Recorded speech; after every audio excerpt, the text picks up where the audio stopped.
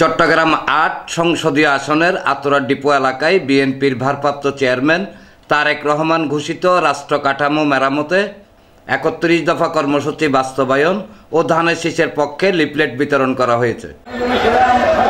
মঙ্গলবার বিকেলে বায়েজিদ থানা বিএনপির সাবেক সাধারণ সম্পাদক আব্দুল কাদের জসিমের নেতৃত্বে বিপুল সংখ্যক নেতাকর্মী আতরা ডিপো সহ আশপাশের এলাকায় ঘুরে ঘুরে এসব লিফলেট বিতরণ ও সাধারণ মানুষের সাথে কৌশল বিনিময় করে ধানের শীষে ভোট দেওয়ার আহ্বান জানান। সালাম নেবেন, বেগম জিয়া সালাম নেবেন, ওকে ধানের শীষে ভোট দেবেন এবং ফ্যামিলির ওদের ধানের শীষে ভোট দেবেন ইনশাআল্লাহ দোয়া করবেন এবং বেগম জিয়ার সুস্থতা বলে দোয়া করবেন, তারপর সুস্থতা দোয়া করবেন। এ সময় বায়েজিদ থানা বিএনপির সাবেক সাধারণ সম্পাদক আব্দুল কাদের জসিমের সাথে ৫-৩ নং ওয়ার্ড বিএনপির সাবেক সভাপতি মোহাম্মদ ইলিয়াস, সাবেক সাধারণ সম্পাদক এস.এম. আবুল কালাম, চট্টগ্রাম মহানগর বিএনপির সাবেক সদস্য আব্দুর রহিম, বায়েজিদ থানা বিএনপির সাবেক সহসভাপতি মোর্শেদ আলম, মফজল কোম্পানি, যুগ্ম সম্পাদক মোহাম্মদ ইউসুফ, আবুল বশর, সাইফুল আলম সওদাগর, দপ্তর সম্পাদক আজম উদ্দিন, সহ দপ্তর সম্পাদক নুরুল ইসলাম নুরু, তথ্য ও গবেষণা সম্পাদক আব্দুস সবুর, সহ সাংগঠনিক সম্পাদক আজম নাজের, ওয়ার্ড বিএনপির সাবেক সিনিয়র যুগ্ম সম্পাদক ওসমান গনি, প্রচার সম্পাদক চান মিয়া, ওয়ার্ড বিএনপির সাবেক সাংগঠনিক সম্পাদক আব্দুল হালিম কালু, কোষাধ্যক্ষ বেলাল সর্দার, বিএনপি নেতা মহিউদ্দিন জুয়েল, নাজিম উদ্দিন, আনোয়ার হোসেন সায়েম, ইয়াকুব মুন্সি, চট্টগ্রাম মহানগর ছাত্র দলের যুগ্ম আহ্বায়ক এম এ হাসান বাপ্পা, মহানগর স্বেচ্ছাসেবক দলের সদস্য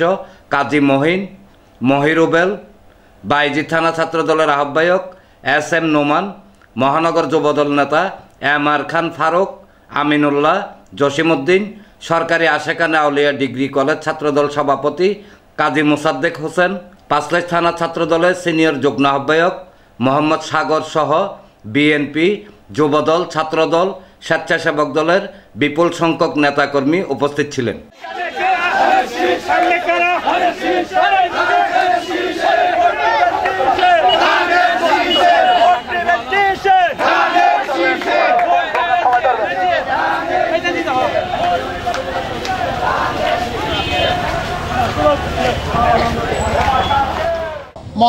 মতামত মতভেদ থাকবে, দলের মধ্যে একটা বড় দল বিএনপি বাংলাদেশের বৃহত্তম দল, ওই জন্য মতভেদ থাকবে, এটা স্বাভাবিক।